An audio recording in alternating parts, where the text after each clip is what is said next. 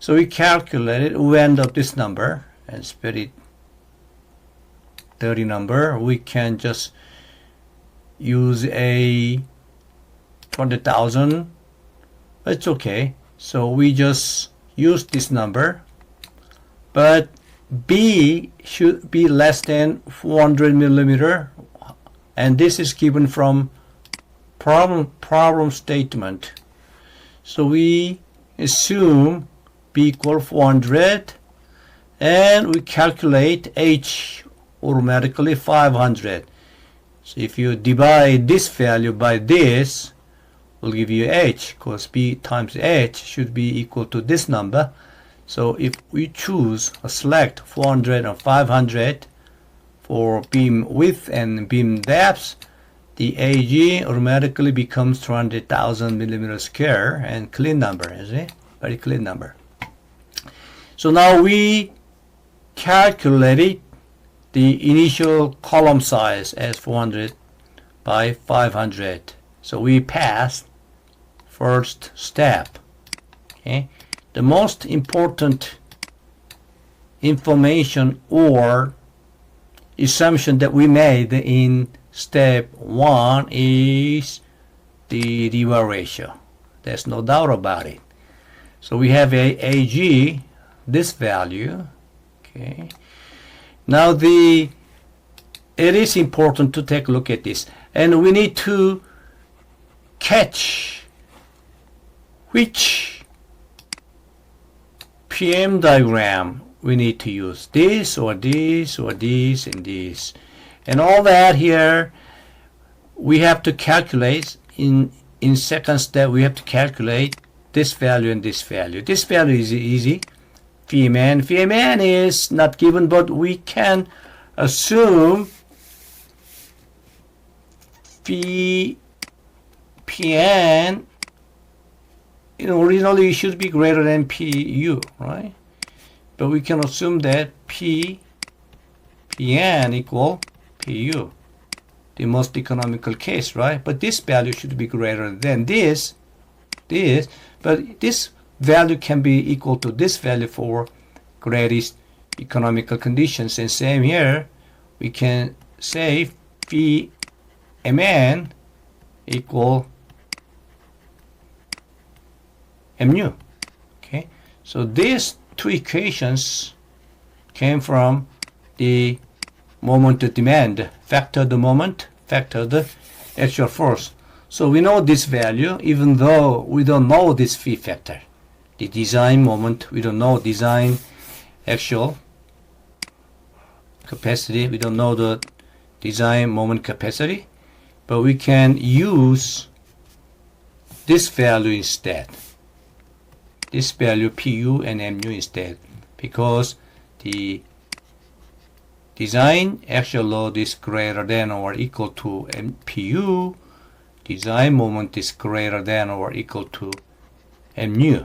So we can use these values instead of these two values. Do you follow me?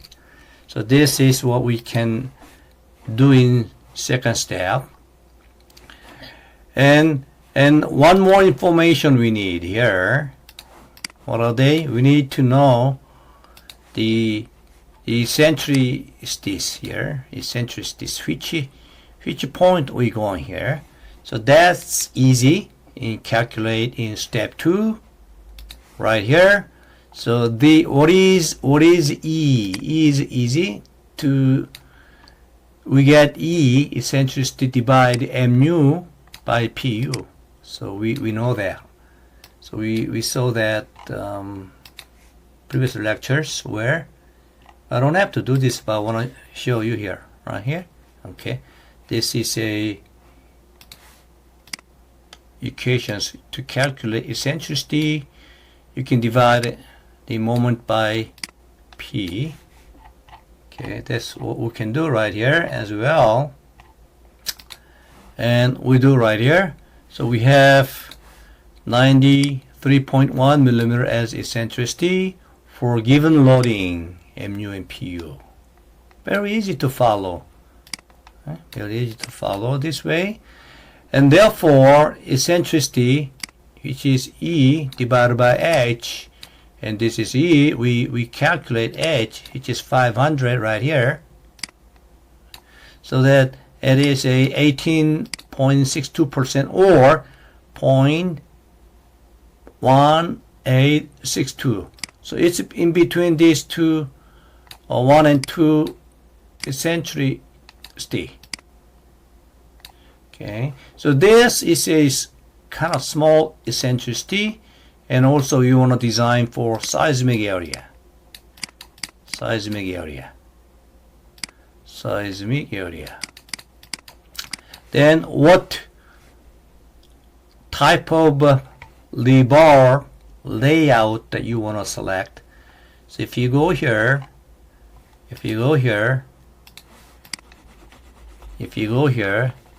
so if you want to choose a seismic area, and also if you want to choose eccentricity between 1 and 10%, 20% here, then you want to go choosing 4 phases, and 4 phases something like this. But anyway, you can choose this or this. So you don't want to choose this, as I said. I never seen the columns with 2 faces only, because the loading is always going from 2 directions, right? Okay, so we're gonna choose a 4 layers of levers. Very easy. 4 layers of levers, and this is something that we don't learn yet. Okay. So we'll learn this from probably a week from now, something. So this is called a slenderness ratio check. Slenderness ratio is the ratio that we don't want the column buckles like this. This is bad. So we don't want this to happen. So if your ratio for this is less than this, then you're okay. But we're gonna take a look at that in the future lecture right now. But we just see what we're gonna do, for just understand what we have to do, right? So K equal to 1 is given, and LU we have a column height. LU is column height. Okay, and R is the radius gyrations, and that's what's given, which is 0.3 times h for simple calculations. Very easy. So this all value was introduced in mechanics of materials. So the homeworks, you want to review this part, all radius of gyrations from mechanics of materials. Just review yourself, and you don't have to submit it. Okay, and instead of using the exact formula, you still can use this formula as a approximations. So 0.3 times h right there. So this is 14.67, and this value is the value that you have to compare, where you have a buckling or not. So 34 minus 12, and M1 over M2 is given. This is 1. That is why the problem gave you this ratio. This is 1. So if you plug all the numbers right here, you get the 22, and this value is less than this value, like that. This is less than this value. Right? So you're okay. Right now you don't have a buckling problems, but we'll see how we're gonna do when you have buckling problems later in the future. Okay, very good. Do you follow me? So this is just checking that we're gonna learn in the future lecture, but we get the eccentricity. All right, let's take a look at what else information we need to know to use this beautiful design chart. See, we have everything, but we have to calculate gamma here, right? So this table particularly is table for gamma, which is 0.75. Now what is gamma? Gamma H is the distance between the center of the rebar on both curtain, on both side, here from here. And whereas H is entire depth. Understand? So this is a gamma. So gamma, you can calculate gamma subtracting H from this exterior distances from the center of the rebar, right? You can calculate the gamma by subtracting the exterior distances from the H. H에서 요 옆에 있는 요 끝 길이. 요거 두 개를 빼주면 된다 이런 얘기죠. 그렇죠? So let's do that. So if you have let me try to be clear to draw the column section right there. So what is that? We have I'm gonna draw the two layer only. That's enough to explain the gamma. Okay. So here, we want to calculate this and this inside the center of the rebars, right here. Center of the rebars like that. Okay. So what is exterior? What is exterior? Right? We have one here. We have another one here, 1, 2. So we have to subtract 2, right? And d prime is the distance outside here. Exterior distance from the center of the rebar and the edge of the column section. This is d prime. D prime. So d prime is what? D prime equal. First of all, we assume that this is from the, okay, we have here hoop. We need to draw hoop, right? So here from the outside of the section to the outside of the hoop is 40. We always assume 40 here. And then we go and we have a diameter of a hoop right here. So we have to also D is includes the diameter of a hoop, which is 9.5 millimeter. So we need to use a 9.5 millimeter here because the problems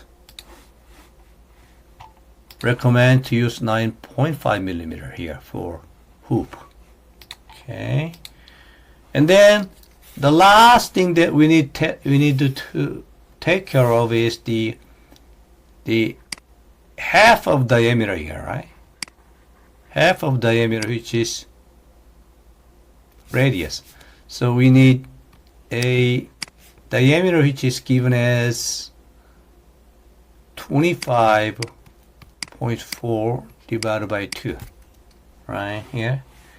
So this is also given here, 25.4, all right? So d prime finally calculate this number, right? 자, 이 d 프라임은요? d 프라임은 다시 한번 설명하면은 이 주철근 중심으로부터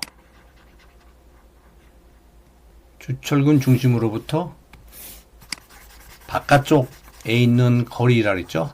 exterior 거리라 그랬어요. 다시 한번 그려보면은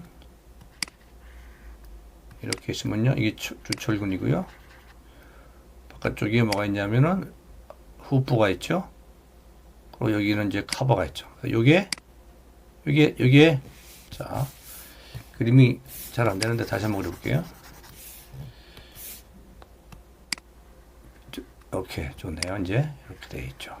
그래서 철근이 있고요, 주철근이 있고요. 여기 뭐가 있죠? 스토러비 후프가 있죠. 그리고 여기 커버가 있죠. 그래서 여기 얼마나 하고요?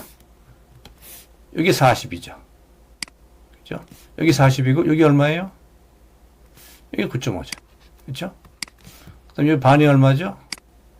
반이 5잖아요. 그죠? 그래서 뭐 간단하죠? 그래서 여기다가 두 개를 해줘. 여기 한 개 있고 여기 한 개 있고 이쪽이 또 한 개 이렇게 있고 그죠? 두 개가 있죠. 두 개를 빼는 거죠. 이렇게 두 개를. 자, 두 개를 뺍니다. 이렇게. 그래서 이렇게 두 개를 빼는 거죠. 여기 보시면. 이렇게 두 개를 빼는 거. 그러면 이제 감마는 얼마가 나오냐면 0.75가 나와요. 0.7. Okay, now we are ready to calculate the normalized y-axis, normalized x-axis. So this is normalized y-axis, normalized x-axis, right? So all we need to do is to divide this here. We need to divide by this here, right? Okay, so and we use a PU instead of phi PN as I explained, and divided by the area, and we divided by mu by AGH, and this is very simple. So we had 14.5, 2.7. Okay, so we go a get Leber ratio here using a look at that 14.5 and 2.7. 14.5, what is it? 14.5 here, somewhere here, and 2.7 somewhere here. So let's travel to see what value we end up. All the way here and all the way here. Somewhere here, right? So this is a Rebar ratio about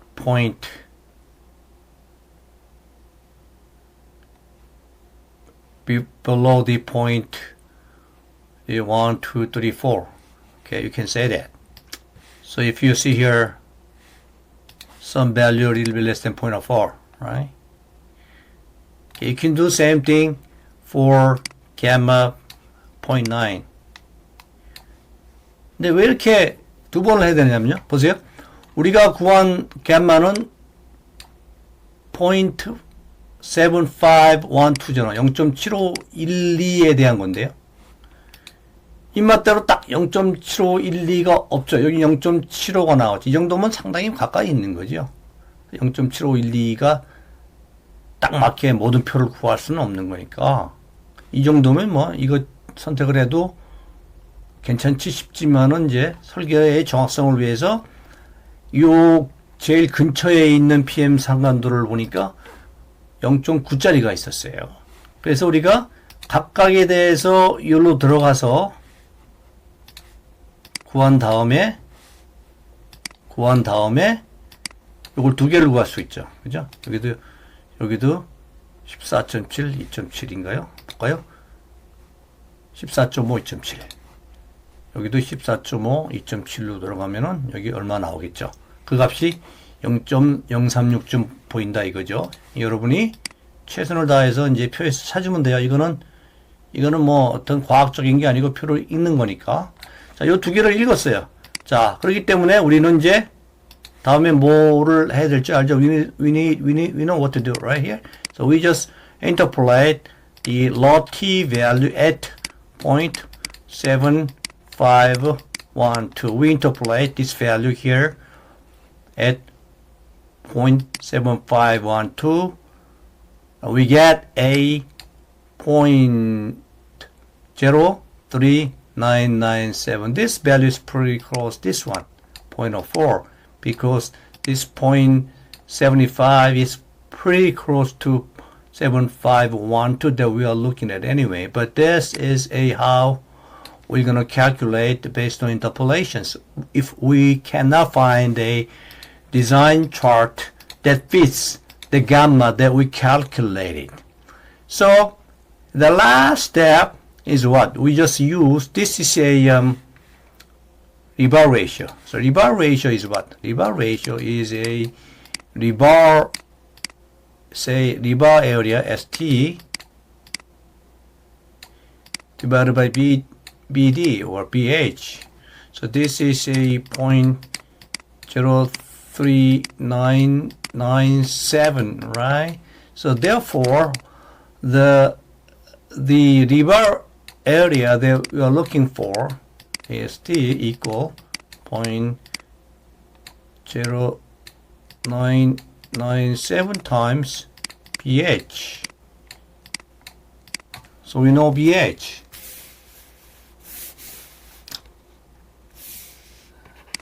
So it's not pretty. So we know BH here. Not pretty, right? So BH. So this value, so we calculate the rebar area clean, right? So this is less.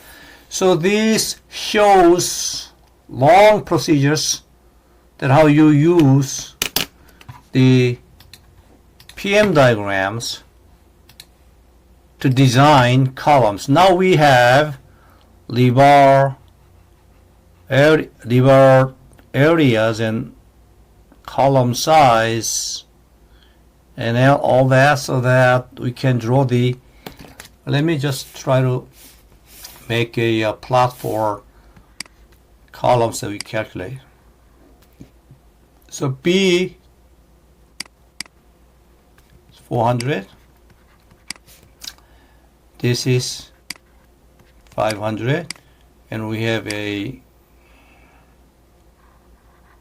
hoop, which is number 10, right? 10 millimeter diameter rebars, and we have a rebar longitudinal vertical rebars. So vertical or longitudinal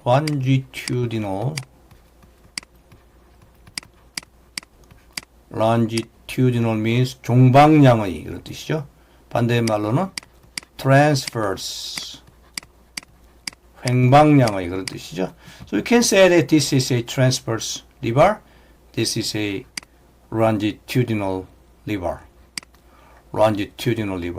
Okay. So your minimum number of rebars for rectangular columns is 4, right? So you can have 6 or whatever. 그렇죠? 그래서 이거는 개수를 구하는 거는 뭐 간단하죠. 여기 7994니까 7994 항상 단위는 데리고 다니셔야 됩니다. 그래서 나중에 검산이 잘 돼요. 나누기 25mm짜리 직경 25mm짜리에 면적으로 나누면은 그죠? 직경 25mm짜리에 면적으로 나누면은 몇 개 이게 나오죠. 그죠? 그래서 이게 뭐 8개면 이렇게 하면 되고 반올림해서 쓰면 되겠죠. 그래서 이게 우리의 설계의 결론이 되겠다. 이렇게 됐습니다. 그래서 여러분이 이거는 이제 우리가 RC 기둥에 좌굴이 발생하지 않는 경우로 아까 얘기했어요. 좌굴이 발생하지 않는 경우, 그죠? 우리가 뭘 했는지는 이제 조건을 잘 아셔야 됩니다. 좌굴이 발생하지 않는 경우에 우리가 PM 다이어그램을 이용해서 어떻게 설계를 하겠는가. 그래서 굉장히 중요하지. 이게 아마 우리가 이제 여러분이 회사에 나가서 현업에 나가서 칼럼을 설계하고 기둥을 설계하는데 뭐 이 업무가 거의 뭐 한 60% 이상 보시면 되고요. 70%, 그 다음에 나머지 한 20-30%는 이제 좌굴이 생기는 경우. 이게 좌굴이 생기는 경우. 그죠? 이거 방지해야 되거든요. 요거 뭐 한 20-30% 나올 겁니다. 이 내용이 short column. 우리가 그래서 좌굴이 안 생기는 칼럼을 이제 처음에 시작할 때 short column 이렇게 얘기했죠.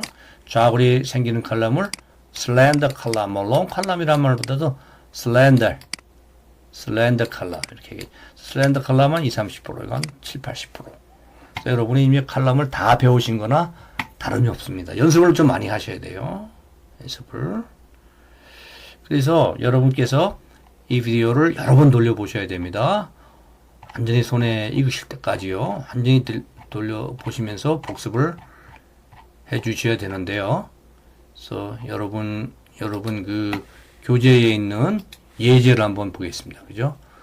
그래서 여기 전부 다 좋은 예제들이 나와 있거든요. 이것 한번 해보세요. 이거 이렇게 해보시고. 또 두 번째 페이지에도 예제들이 좋은 게 나와 있는데, 이제 두 번째 페이지에는 슬렌더 칼럼도 좀 포함되어 있으니까, 슬렌더 칼럼도, 아닙니다. 전부 다 숏 칼럼에, 이번 챕터는 전부 숏 칼럼입니다. 그러니까 여기 나온 문제들 전부 한번 풀어보셔야 됩니다. 이게 숙제이지만은 제출하지 않는 숙제가 되겠습니다. 제출하지 않는 숙제. 그러니까 여러분들이 해서 또 제출하셔도 제가 또 채점을 해서 또 여러분 학습에 도움이 되도록 해드릴 테니까 여러분의 학습 스케줄에 따라서 해주시면 되는데요. 하여튼 반드시 한번 연습을 해보셔야 됩니다. 그래서 여러분이 RC2에 뭐 여러 가지가 있죠. 여러 가지를 배우는데요. RC2에서 배우는 것 중에 이제 뭐 우리가 RC1에서는 아시다시피 보를 배우고 왔죠. 그죠? 이 보만 배워가지고는 상당히 좀 부족한 거를 우리가 알기 때문에 RC2에 왔는데요. 기둥을 배우잖아요. 그죠? 기둥 두 가지가 있죠. 숏 칼럼이 있고 슬렌더 칼럼이 있고, 그죠? 그 다음에 우리가 배울게요. 기초를 배울 겁니다. 기초 중요하죠. 건물의 기초를 모르면 안 되죠. 그 다음에 이제 슬래브 또 중요하겠죠. 슬래브 또 벽체 또 중요하겠죠. 그래서 이런 것들을 이제 다 배우죠. 우리가 RC2에서. 시간이 되면은 이제 또 뭐 더 SRC도 좀 배울 거고, SRC는 이제 철골하고 RC가 같이 붙어 있는 건데요. 이런 것들이 있는데 이런 것들을 이제 다 배울 텐데 그 중에서도 우리가 이제 이 기둥을 지금 배우고 있는데요. 뭐 다 중요하겠지만 이 기둥 뭐 특별히 건물에서는 아주 치명적인 그런 부재가 되겠죠. 자, 우리 요거를 배우고 있습니다. 그래서 다음 시간에는 이제 우리가 나머지 부분을 좀 더 다루고요. 나머지 부분들을 좀 다루고 이제 우리가 리바 배근을 어떻게 하는지 아주 중요한 사항을 배우겠습니다. 감사합니다. 네, 이번 시간에는 기둥과 슬라브의 콘크리트 강도가 다를 경우 시공시 조치 방법에 대해서 알아보도록 하겠습니다. 이 자료는 실무에서 온 자료로서 삼성건설 기술자료 박성화 씨께서 작성하신 자료를 참고하고 있습니다. 다른 자료들은 또 여러 가지 코드를 제가 또 인용을 해서 여러분께 설명을 하도록 하겠습니다. 기둥을 이게 이제 타설을 하고 있죠. 이게 이제 기둥이죠. 여러분 여기 보시면요. 여기 보시는 여기에 이제 기둥입니다. 여기에요. 나중에 이제 기둥이 이렇게 올라가겠죠. 지금은 이제 기둥이 이 아래 조금만 있지만은 나중에 이렇게 기둥이 이제 올라가겠죠. 이렇게 여기서 올라가고 이렇게 올라가겠죠. 이렇게 물론 이제 철근도 이렇게 끼어 있겠죠. 이렇게요. 철근도 끼어 있겠죠. 철근도. 여기에 이제 기둥입니다. 이렇게.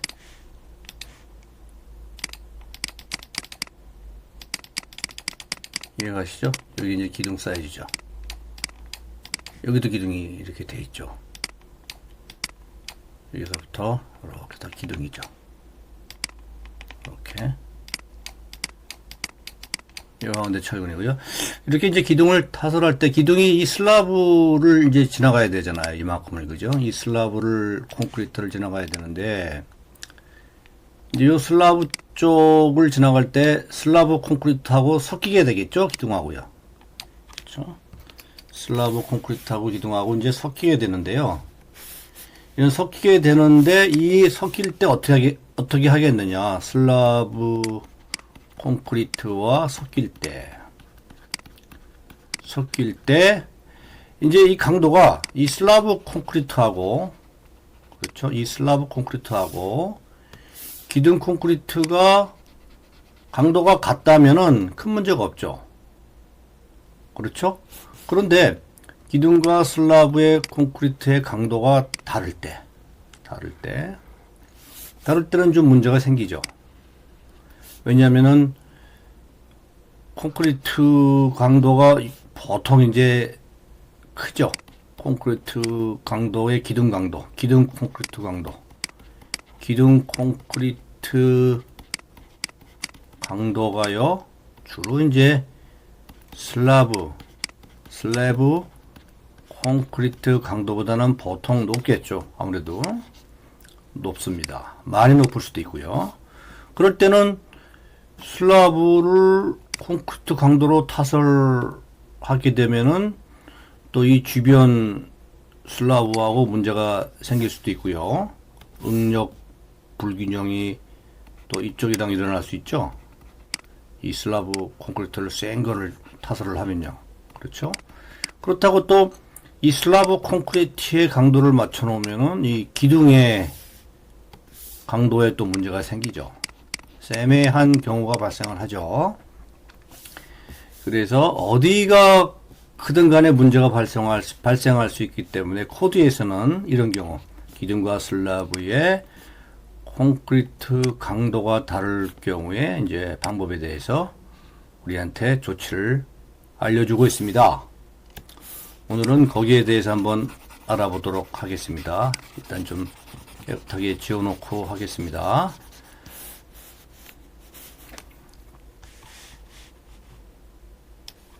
크게 세 가지 경우가 존재하는데요. 예. 일단은 요걸 잘 보셔야 됩니다. 이게 지금 뭐죠? 윗부분은 기둥 콘크리트의 강도. 그죠? 기둥. 아랫부분은 슬라브 콘크리트의 강도가 되겠습니다. 이렇게요. 이럴 때 이 두 개를 나누어 봤을 때 아까 제가 말씀드렸죠. 보통 기둥이 크다 그랬어요. 그죠? 기둥이 크다. 기둥이 클 수밖에 없죠. 기둥은 충력에 따라서 압축 강도가 많이 올라갈 수가 있습니다. 그렇죠? 많이 올라갈 수가 있어요. 이렇게. 슬라브는 보통 고정되죠. 일반 콘크리트로. 슬라브 우리가 이제 배우겠지만요. 슬래브 콘크리트 강도는 일반 콘크리트로 예, 정해지는 경우가 많습니다. 뭐 24메가파스칼 주로 많이 쓰지요. 그 다음에 뭐 조금 더 쓰면은 30메가파스칼 이 정도. 이 이상은 절대 안 씁니다. 슬라브는요. 뭐 절대라는 표현보다도 대부분 다 이 경우 내에서 사용을 합니다. 슬라브는 잘 기억하고 계세요. 하지만 기둥의 압축 강도는요. 이게 뭐 많이 올라갈 수가 있어요. 심지어는 뭐 100메가파스칼까지도 올라가는 경우가 있죠. 초고층 건물의 경우에는 보통 뭐 30에서 40, 뭐 이 정도로 쉽게 갈 수가 있습니다. 50까지도 쉽게 갈 수가 있겠죠. 그렇죠? 이런 경우에는 차이가 꽤 나겠죠. 이 비율이. 그래서 코드에서는 세 가지 경우로 이 경우를 나눕니다. 첫째, 1.4배. 무슨 뜻이죠?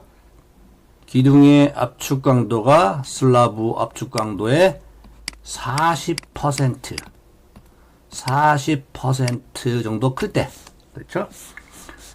그리고 이제 2.5배, 250%가 큰 거죠. 2.5배가 클 때가 있습니다. 이렇게 세 가지로 이렇게 구간으로 나누어서 생각을 합니다. 이렇게.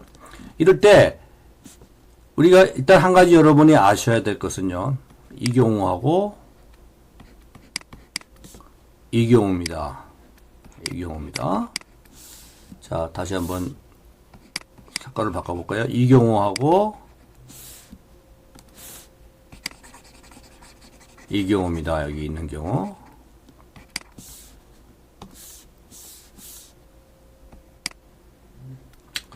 이 경우하고 이 경우입니다. 그래서 이 경우는 무조건 안 됩니다.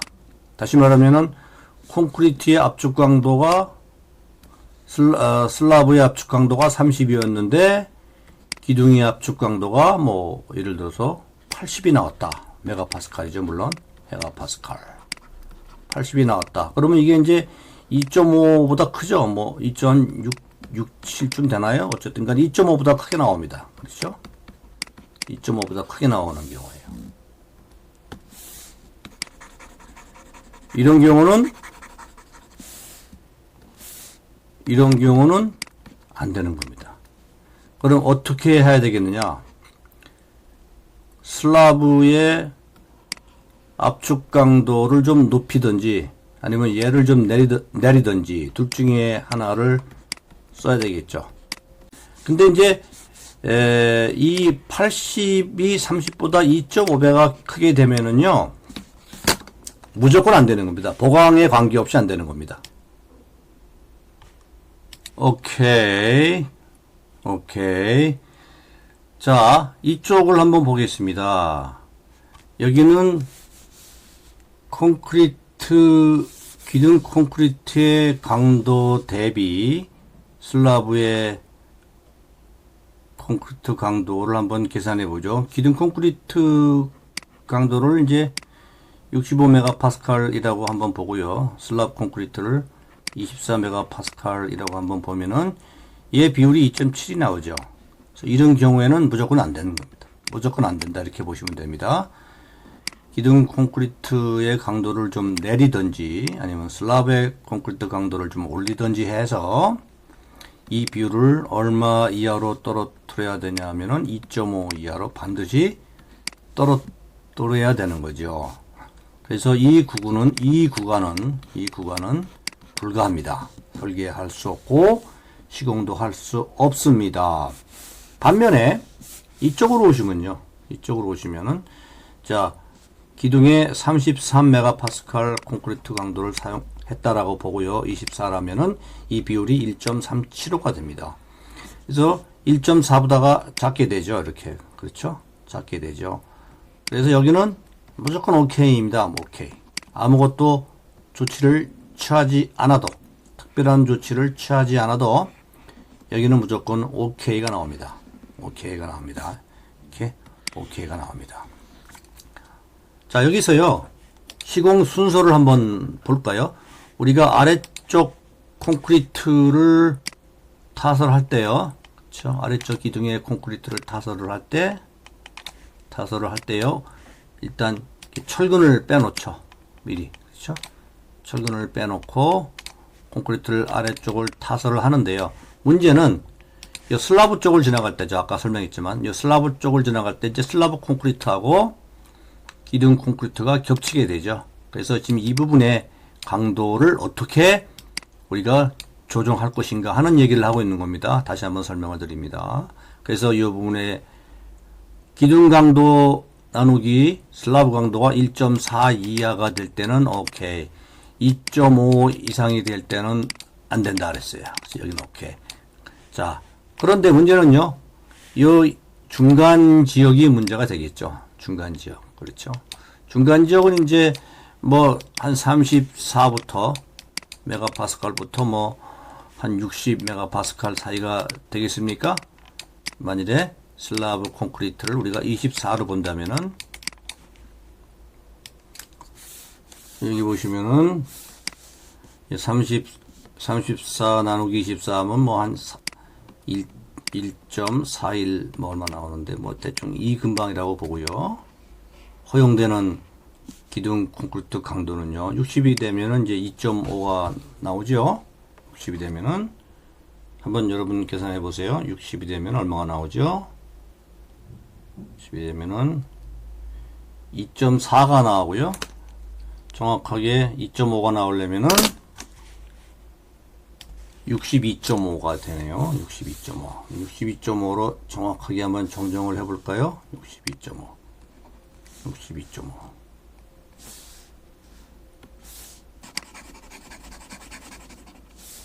62.5.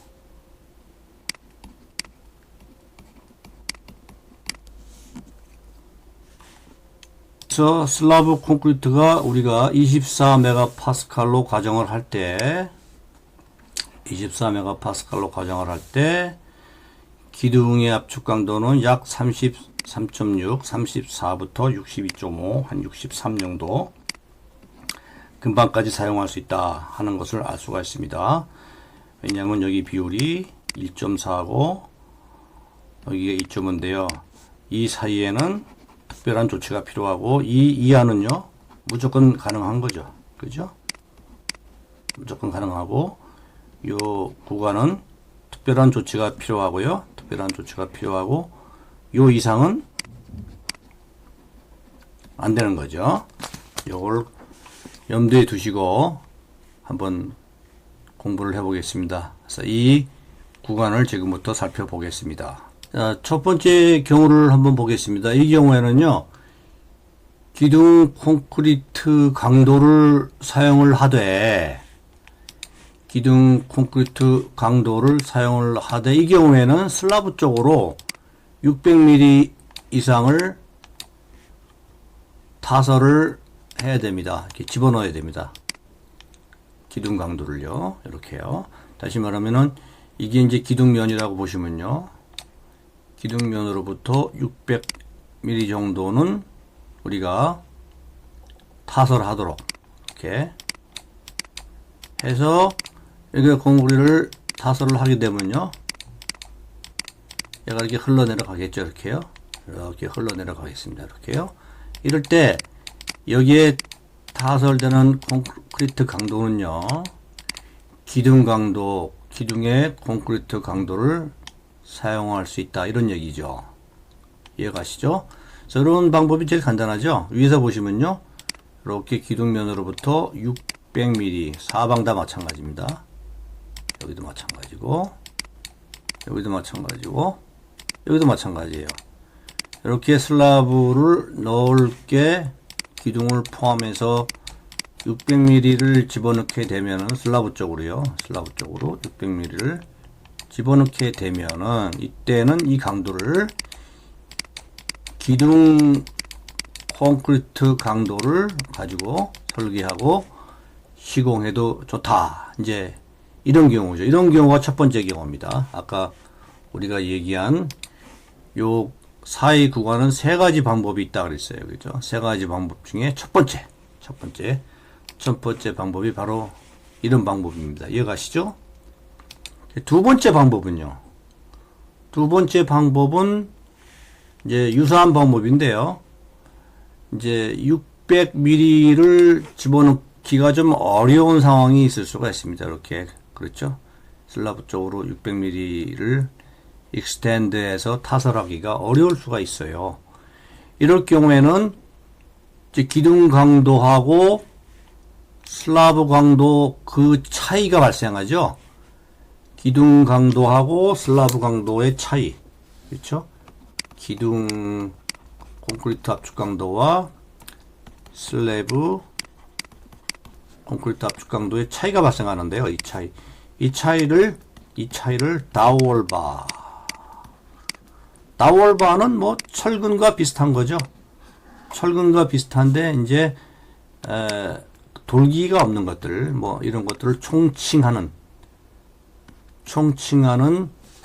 철근을 우리가 다월바라 이렇게 보시면 되겠습니다. 이렇게 다월바를 요 중간중간에 주철근 사이에 끼워 넣어 주시면 되겠습니다. 이렇게요. 그렇죠? 이렇게 끼워 넣어 주시면 되겠습니다. 얼마를 끼워 넣냐면 다시 한번 설명하면은 기둥 압축 콘크리트와 슬라브 압축 콘크리트 차이를 상쇄시킬 수 있는 양이 되겠습니다. 쉽죠? 그래서 우리가 여기 보면은 additional dowel bar 이렇게 얘기를 하죠. additional dowel bar. 이 자료는 삼성건설 기술 자료를 좀 활용을 했습니다. 박성화 씨께서 작성하신 자료인데요. 실무 아주 좋은 자료입니다. 네, 자료에 감사드립니다. 그리고 압축 철근의 정착 길이는 나중에 배우겠지만 이제 이게 압축 철근인데요. 압축 철근이 이렇게 이제 정착도는 이제 이음이 되겠죠. 두 개가 이렇게 이어질 때요. 그러니까 우리가 요 길이를 이제 이런 경우에는 이제 이음 길이 이렇게 얘기를 하고요. 그냥 철근 하나가 박혀 있다 이렇게 되면 정착길인데요. 나중에 이건 또 따로 공부를 할 겁니다. 자, 이렇게 다월바를 설치를 하는데 이 두 차이를 상쇄시킬 만큼 다월바를 설치한다. 그래서 이제 위에서 보시면요, 이렇게 기둥 주근이 있죠. 이렇게 기둥 주근 사이에 이렇게 다월바, 이렇게 additional 다월바, 추가적인 다월바 이렇게 넣어주는 거죠. 이렇게 되면은 이제 우리가 600mm 정도 슬라브 쪽으로 익스텐드 하지 않아도 이제 될 거다 이런 얘기죠. 이 경우에는 이제 기둥을 300을 사용을 했고요. 슬라브를 210을 사용을 했다. 그러면은 비율이 얼마입니까? 네, 요 비율을 계산을 하면은 1.43이 나오죠. 그러니까 이제 아까 말씀드린 요 구간이 되는 거죠. 그렇죠? 자, 이게 두 번째 방법이에요. 첫 번째 방법, 두 번째 방법. 그리고 세 번째 방법은요, 이제 주변에 보를 좀 살펴보셔야 됩니다. 주변에 보가요. 주변에 보가 여기 보시는 것처럼 이렇게 사방에서 기둥에 붙어 있죠. 그렇죠? 이게 이제 본데요. 사방에서 기둥에 붙어 있죠. 이렇게 보가 위에서 본 거죠. 사방에서 기둥에 붙어 있죠. 이런 경우는 이제 우리가 기둥 입장에서 보면은 상당히 도움이 되죠. 왜 도움이 됩니까? 이 네 개의 보에 의해서 잘 구속이 되죠. 기둥 콘크리트가. 물론 기둥 콘크리트에는 별도로 후프가 이렇게 들어가 있겠지만은, 예, 우리가 이전 시간에 배웠습니다만은 후프가 들어가 있겠습니다만은 이 보에 의해서 또 잘 구속이 됩니다. 그렇죠. 이렇게. 그래서 이런 경우를 얘기하는 겁니다. 세 번째 경우는요.